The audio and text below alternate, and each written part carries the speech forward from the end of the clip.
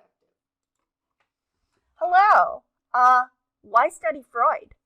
That is the question of this little module. Last time we talked about some of the criticisms of psychoanalytic theory, its problems with falsifiability, lots and lots of that. So why? Why do I do it? Why do I have this unit?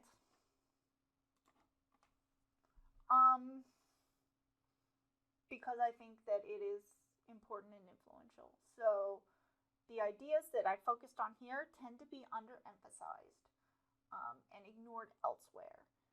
Often, the conflicting motives are a source of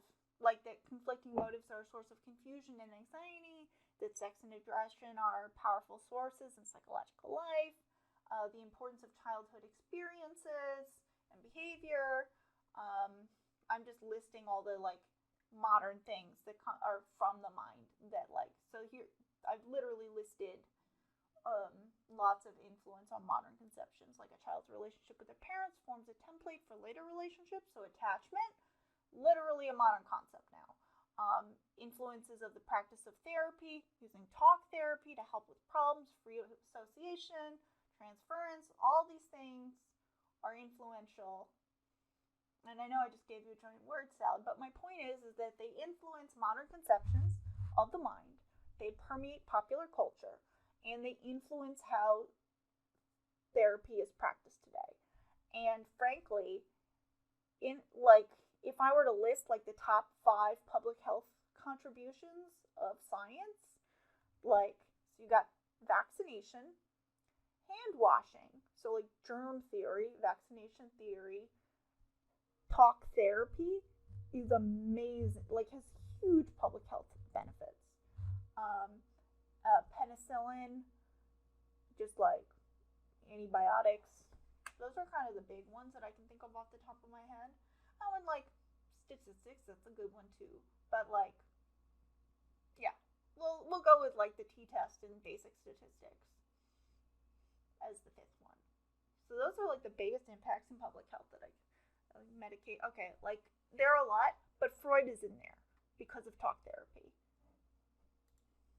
So, I don't know why this is in all caps. It looks like I'm yelling at you.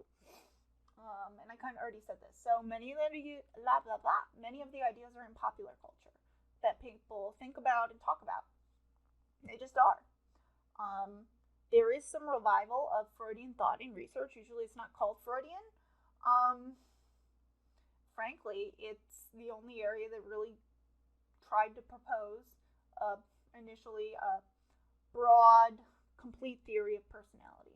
Covered kind of all the important issues like your family experiences, your background, internal implicit motives, things. It tried to have an all-encompassing theory, the closest to a one big theory, at least an early attempt. And it tried to cover all the important issues that we continue to study. That's the idea. I know this is super short, this little chunk here, but I think it's really important to remind us all why psychology dedicates so much time to Freud. It feels disproportionate, right? But it's not. It's actually a really key, big foundational piece. And when people stop you in the elevator,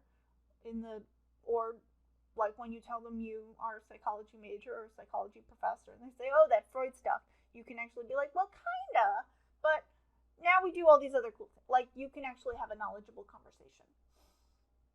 So yeah, thanks for watching. This is it for ancient Freud. Next is modern Freud. So I will see you soon.